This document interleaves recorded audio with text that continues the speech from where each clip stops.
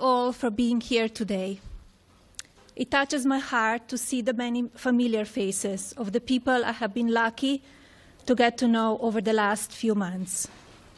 Thank you for the time and strength it takes for each of you to tell your stories. We are here today because of your courage. The opioid epidemic has affected more than 2 million Americans nationwide, and sadly, the number continues to rise. We lost more than 175 Americans to overdoses every day, and millions more are struggling with addiction.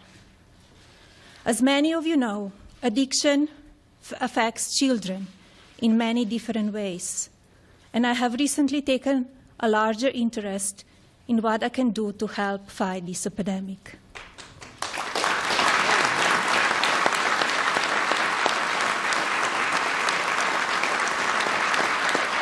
I have been participating in meetings and listening sessions, and I have been visiting with people who have been affected by this disease.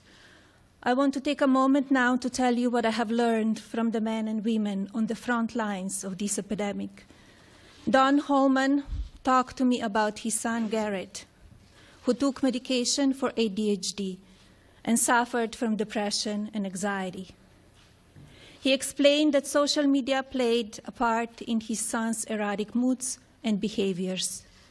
Garrett started to buy synthetic opioids online and self-medicated for his depression, passing away from an overdose just 8 days before his 21st birthday. Don Holman taught me that the stigma of drug addiction must be normalized, and talking about it is the only way to do that.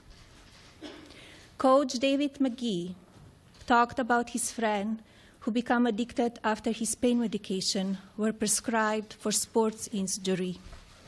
His friend died from an overdose, and through his tragic loss, Coach McGee taught me how important it is to educate kids, athletes, and parents, because his friend was not weak-minded. In fact, like so many of our kids today, he was competitive and strong-willed.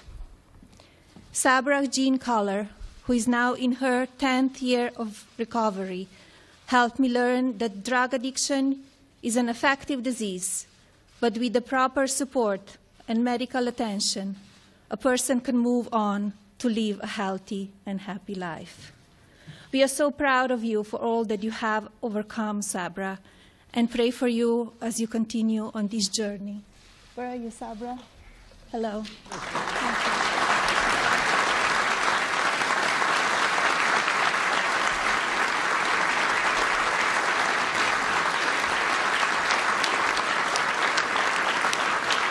When I had the honor of visiting Lily's Place in West Virginia, a recovery center for infants born addicted to drugs, I learned that to help babies succeed, we must help their parents succeed.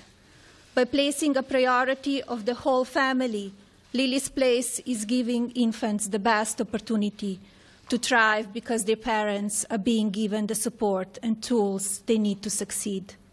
I want to thank Rebecca Crowder and the staff at Lily's Place for their heroic efforts. Thank you.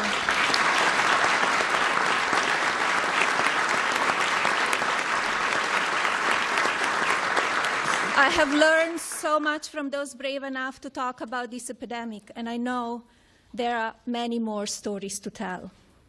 But what I found to be the common theme with all of these stories is that this can happen to any of us. Drug addiction can take your friends, neighbors, or your family. No state has been spared, and no demographic has been untouched, which is why my husband and his administration has dedicated itself to combating this health crisis by using every resource available. I'm so proud to support him today as he sees this commitment through. I look forward to continue my work on behalf of children across the country and hope that citizens everywhere will join forces with this administration to help end this health crisis. Thank you very much for being here with us today. God bless you all, and God bless the United States of America.